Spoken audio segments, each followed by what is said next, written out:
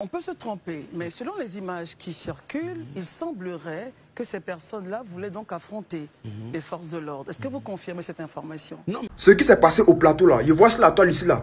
Personne n'en parle de ça. Hein. Mais la marque a été toujours gardée par les sécurités des vigiles avec CRS. Non, je parle de ceux qui sont partis, qui étaient... Non, répondez directement à la question, messieurs. Draman Ouattara a interdit à tous les véhicules de moins de 5 ans de rentrer en Côte d'Ivoire. Mais c'était gens pour les bêtises, exhiber gens de Nifa là. Là, vous êtes premier. Ça là, ça devait être une lucane pour permettre aux gens de comprendre que Ouattara n'est pas là pour quelqu'un. Un étudiant comme moi, il passait là comme ça.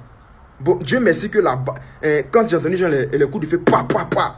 Dieu merci que les balles là, quand Dieu c'est venu là, casser tout en même temps. Parce que qui est dans les transports en Côte d'Ivoire? Ce n'est pas nous.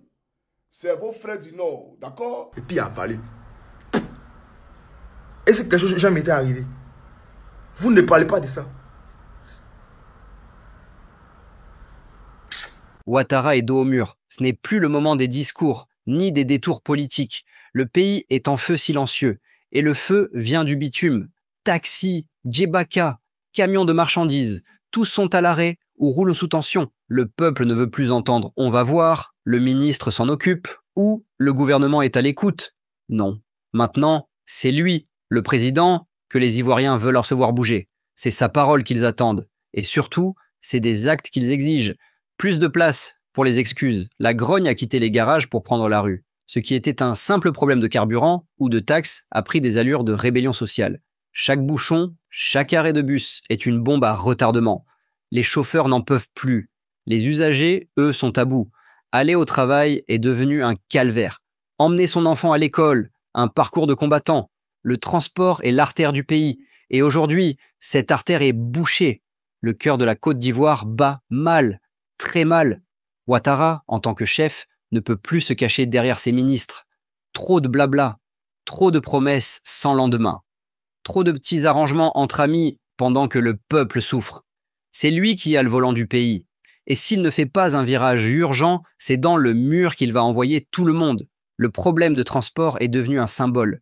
Le symbole d'un pouvoir qui n'écoute plus, qui n'anticipe plus, qui semble même mépriser les réalités du terrain. Les chauffeurs réclament plus que des primes. Ils réclament de la dignité.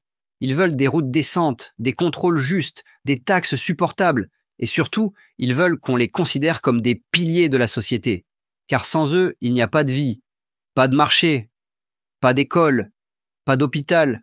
Ils transportent tout, même la survie du peuple. Et aujourd'hui, ce peuple se dit, si eux tombent, nous tombons tous. Et Ouattara sait que cette fois, ce n'est pas une simple colère passagère. Dans les quartiers, on murmure que le président a trop attendu, que le silence du sommet est une provocation, que cette crise aurait pu être évitée si le pouvoir était vraiment connecté au peuple. Mais à force de gouverner depuis les hauteurs, on oublie ce qui se passe dans les bas-fonds. Et aujourd'hui, c'est le bruit des klaxons en grève qui parle plus fort que tous les discours présidentiels. L'opinion publique regarde, l'opposition jubile, et les réseaux sociaux s'enflamment. Certains commencent même à faire des parallèles dangereux. Ils se rappellent 1999.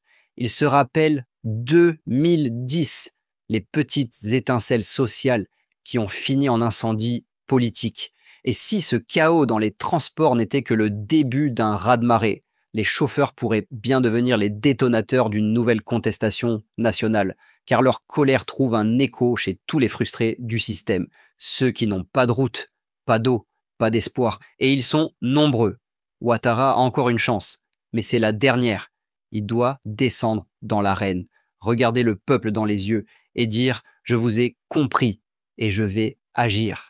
Il doit prendre des décisions fortes, visibles, immédiates, baisser les taxes, améliorer les infrastructures, punir les abus et surtout sortir du confort des palais pour écouter ceux qui roulent toute la journée sous la chaleur dans des véhicules usés pour gagner des miettes. Il doit reconnecter le pouvoir à la réalité.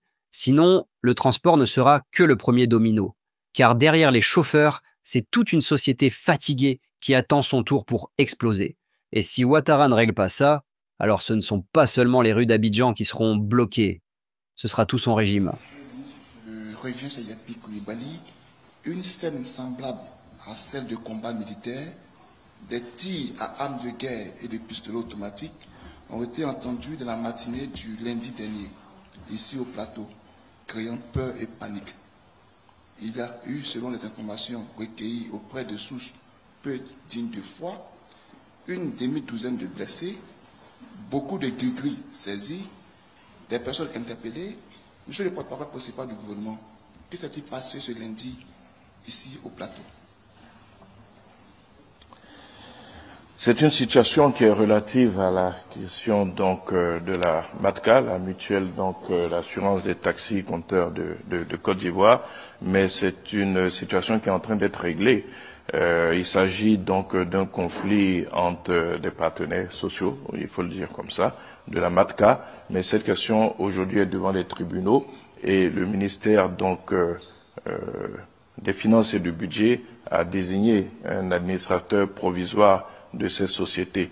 Ce qui s'est passé, c'est que certains, nonobstant cette décision de justice, ont voulu donc imposer un des leurs. Les forces de l'ordre sont intervenues. Je l'ai dit ici au cours d'une des interventions que j'ai eues, au cours d'un des comptes rendus que j'ai eu à faire ici, c'est que le gouvernement va se donner les moyens pour que le désordre ne s'installe pas dans le pays.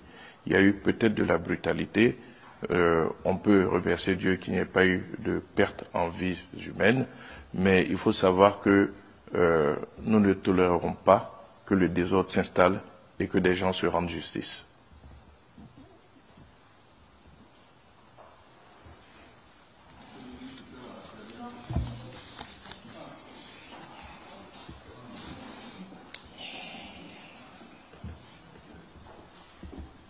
Bonsoir Monsieur le Ministre, Christelle Pierre de TV5 Monde.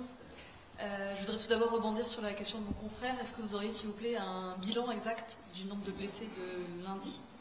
Hier, ils ont tiré au plateau, mais je vais vous expliquer pourquoi les syndicalistes sont sortis. Parce que Ouattara, Draman a voulu lui arracher le marché des taxis. Donc on en parlera. Et on n'est pas surpris parce qu'à l'époque, Draman Ouattara a interdit à tous les véhicules de moins de 5 ans de rentrer en Côte d'Ivoire. Donc ça là, ça devait être une lucarne pour permettre aux gens de comprendre que Ouattara n'est pas là pour quelqu'un. Parce que qui est dans les transports en Côte d'Ivoire? Ce n'est pas nous. C'est vos frères du Nord, d'accord?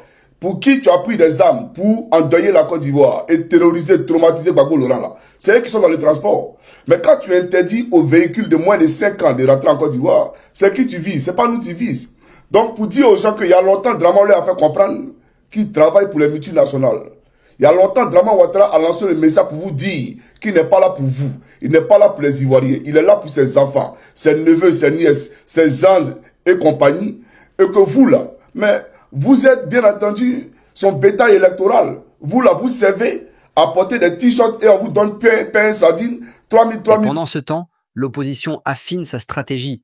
Elle observe, elle note, elle enregistre chaque silence, chaque hésitation du pouvoir. Ce chaos dans le transport, c'est pour elle un boulevard, un prétexte tout trouvé pour accuser Ouattara d'incompétence, de déconnexion, de fatigue politique. Elle prépare déjà ses slogans, ses meetings, ses vidéos virales. Et si le président ne fait rien, elle n'aura même pas besoin de se battre.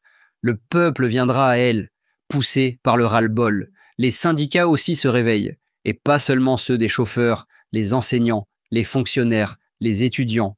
Tous regardent ce qui se passe, car ce qu'obtiennent ou subissent les transporteurs aujourd'hui sera le signal pour les autres. Si Ouattara lâche, c'est l'effet domino. Les autres réclameront plus. S'il reste rigide, c'est l'affrontement social. Il n'a plus de cartes faciles à jouer. Chaque décision est un risque, mais ne rien faire est désormais le pire choix. Et à l'international, les partenaires observent eux aussi. La Banque mondiale, le Fonds monétaire international, les bailleurs européens. Eux veulent de la stabilité, pas des rues bloquées. Ils veulent des indicateurs économiques solides, pas des crises à répétition. Le climat social est devenu un facteur majeur de crédibilité pour Abidjan. Si le pays tremble, les financements se figent. Si le pays s'enflamme, les investissements fuient. Ouattara le sait. Il joue gros, très gros. Le peuple, lui, ne veut pas de belles formules, ni de statistiques truquées. Il veut des routes sans trous, des bus qui arrivent à l'heure, des tickets abordables. Il veut pouvoir se déplacer sans vendre un rein. C'est aussi simple que ça. Et dans une Côte d'Ivoire où tout monde sauf les salaires, où tout roule sauf la justice sociale, le transport est devenu le thermomètre de la souffrance populaire. Et la température est en train d'exploser. On ne gouverne pas un peuple fatigué avec des chiffres froids. Il faut des actes, il faut du courage, il faut des solutions rapides. Ouattara doit parler avec ses tripes, agir avec sa tête et surtout écouter avec son cœur, car c'est maintenant qu'il joue son image, son héritage et peut-être sa fin de règne. Soit il redevient un leader, connecté au peuple, soit il s'enferme dans le silence et regarde la rue écrire la suite à sa place. Et ce n'est pas une simple affaire de transport, c'est une affaire de respect, d'écoute, de vision. Le peuple veut sentir qu'on se bat pour lui, qu'on souffre avec lui, qu'on ne se contente pas de discours depuis le plateau. Et Ouattara a encore les clés, mais plus pour longtemps. Le temps du peuple, lui, ne se compte plus en quinquennat, il se compte en souffrance quotidienne. Et là, il est à bout. Le président ne peut plus reculer. Chaque klaxon est un cri, chaque chauffeur à l'arrêt est un doigt levé contre le pouvoir. Chaque embouteillage est un message. On ne peut plus avancer. Ouattara a une dernière chance pour relancer la machine, remettre de l'ordre et regagner le respect d'un peuple qui ne veut plus subir. Il n'est pas trop tard, mais le compte à rebours a commencé. Alors qu'il prenne le volant. Tout de suite, ou qu'il laisse la place à ceux qui osent affronter les virages,